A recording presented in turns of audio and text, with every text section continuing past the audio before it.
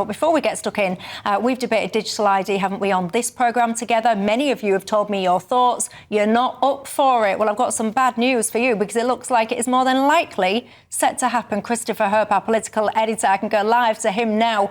Good evening to you, Christopher. Bring us up to speed.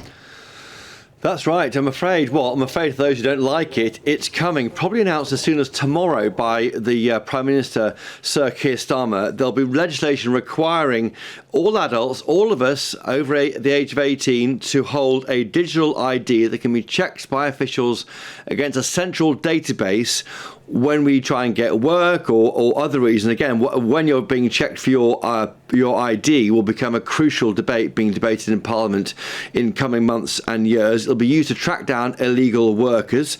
The PM was sceptical, but Shabana Mahmood is keen. She's the new Home Secretary. It's being led, though, by the Science Department, which is interesting, and Number 10, which is very interesting.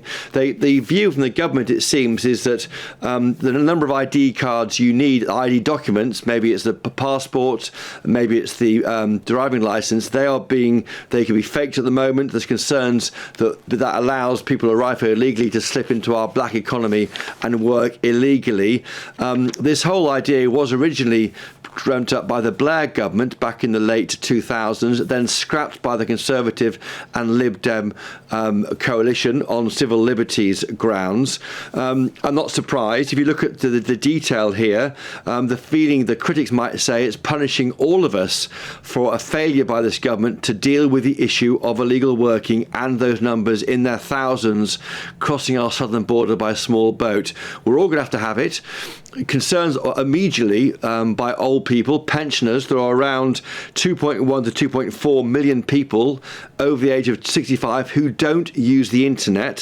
4 million lack the skills to use the internet efficiently. How will they cope with a digital ID card? Where will they get it? How can they have it? Have they got a smartphone? If not, how can you have a card? How will it work? There's Big Brother concerns for you. We're being watched by the state increasingly. Where will this end?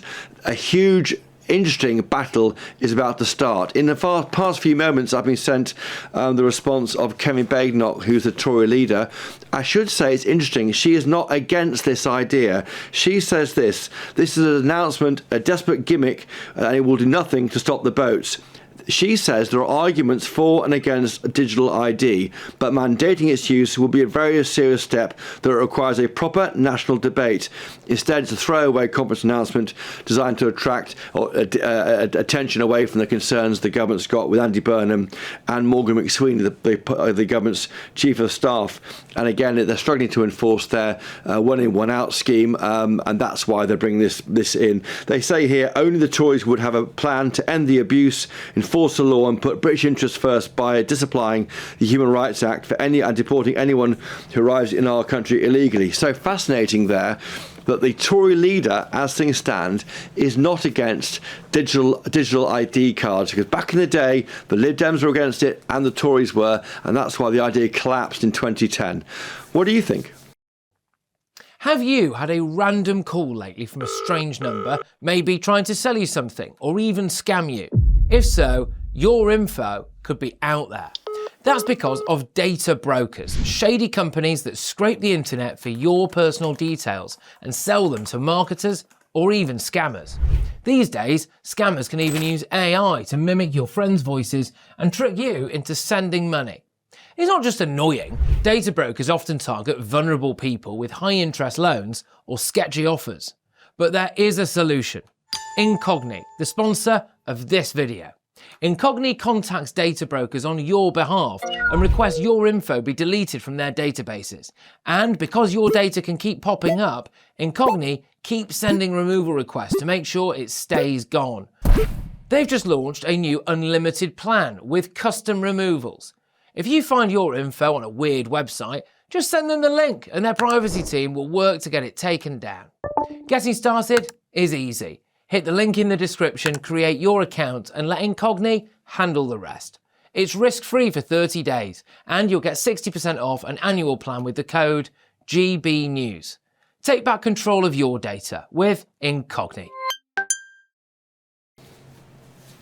You don't want to hear what I think, Christopher Hope, because it contains an expletive and it'll make your hair curl, my friend. But for now, thank you very much for giving us that update. Kelvin McKenzie, what do you think? Well, my view is you've got more chance of winning one of those houses on that Amaze offer on television all the time than stopping illegal migration through this route. I've just had a quick look on Google, and Germany, it's impossible to be certain about these things, but Germany thinks that there are 225,000 illegals, they've got ID, and France looks as though it has the highest number of illegal migrants at 400,000, and they have ID. So the idea that you will stop the illegality, there might be very good reasons, right? There might be very good reasons. If you are a landlord, you have to prove lots of stuff. Your tenant has to prove a lot of stuff before they can come in, and it's the same with the bank. There's a whole load of checks already there. Therefore, there's no reason to think that those checks couldn't be carried out on a... well, actually, it'll be in your phone. However, to stop illegal migrants wandering around our high streets or wandering around our streets or just generally being receiving employment through this route, I'm afraid that will not work. Joe? I used to be really opposed to the idea of ID cards, but I think times have changed. And I think we all give so much information about ourselves and our lifestyles, including where our car's parked, what the dog's going to eat for supper, what we're going to eat for supper, how many steps you've done, and all of that sort of stuff. And I think it makes sense now, and I think there will be less resistance. I would absolutely hate it if it became something where it was a criminal offence not to be able to produce your digital ID card. But I do think it might go some way to closing some of the loopholes in the black economy. No, but isn't that the entire point? I mean, I hope that it does become a thing that you have to produce it, because otherwise, then there would be absolutely no point. So if cops are walking down the street and they see somebody and they say, who are you and can you prove it? If somebody says, oh, well, I don't have to do this, then what is the point? They're supposed to be using this in order to stop illegals wandering around our nation. And what is interesting is now explains why Yvette Cooper got the bump. She got the bump because she was sceptical, as the Home Secretary, that this would work. So they solved that problem, and they thought she was doing a good job, and they moved her to Foreign Secretary, and they got somebody in, Mahmood. They got her in because she actually was a nodding dog on this. It would make sense that, at the moment you say, OK, I'm Kelvin McKenzie, I've come for a job here, and I say... Can I say to you that day ended some years ago? You say you wouldn't even get as far. You say Kelvin McKenzie, you'd be out the door. Yeah. Well, there is. You wouldn't get in the door. No, that's true. But there is a point where you're supposed to check as an employer. But you're checking paper documents, somebody's dodgy passport. You could have borrowed it from somebody else. I do think it makes sense. I think it will also streamline access to things like benefits, income tax, and those sort of things. Come on, streamline benefits. We've already got them streamlined to the point where something like 9 million people in our country. But it may, as soon as you get your national insurance number, that should be your gateway, if you like, to everything as a British citizen. And it seems to make sense to me now that if you have got those... But the basis of this, Joe, to be honest, the way it's being sold is that in some curious way, like smashing the gangs, it's going to stop illegal migration. Right. Kelvin McKenzie, Christopher Hope asked me what I thought, and I would have sworn, but I've composed myself now. Right. This, I know you can't go swearing on 6 o'clock tea time telly. You won't ever see me again. I get booted off. No, you just go to late nights. No, you don't want me on late night. I could X-rated tubes. Well, nobody's watching late night, as far as I understand. I'll tell you what I think. I think it's an absolute disgrace. This concept that this is to stop illegal migration, that is a lie. That is just the latest low-hanging fruit excuse that they've come up with to try and get people to buy into this, because they know the public sentiment is against illegal migration. People want it controlled. So what they're bargaining on and gambling on is there's such a fury about illegal migration that this might finally be the thing that allows us us to get this over the line. They've tried to get this over the line now for goodness knows how many decades. They've failed all the time. And actually, I don't bank on Keir Starmer actually being able to implement this pre-2029. So I don't imagine it's actually going to be implemented anyway, if my understanding of their ability to do this is correct. Everything that you just mentioned, Joe, you say, oh yeah, we go to supermarkets, we park. There's a really key point to that, and that is called consent. You choose. Yes. If you choose to go to a supermarket and have a loyalty card, you choose to give all that data away. If you choose to, I don't know, go on whatever and fill in whatever, that's a choice. When you start mandating to people that this is what you have to do, people must always remember the COVID lockdowns and what they did to people. They had vaccine passports. They tried to control you within an inch of your life. If you don't have this injection, which, by the way, does not stop transmission. They stopped you travelling, they stopped you socialising. But the if government... you trust this government... The previous government brought in the need for photographic ID in order to be able to vote.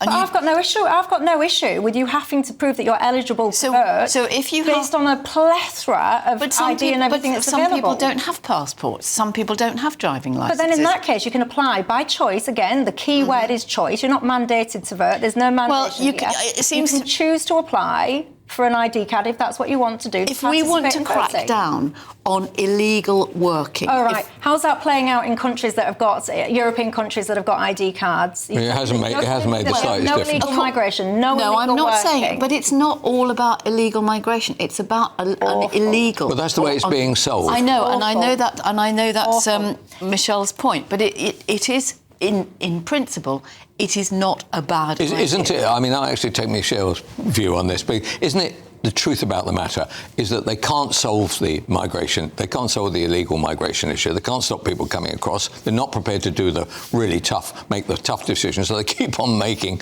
these kind of quasi-legal or quasi-PR exercises in order to stop it, and that doesn't work. And all that will happen now is there will be a tremendous row about this, and then the numbers coming into the country will be exactly the same, and along comes Farage, and that will be the end of it.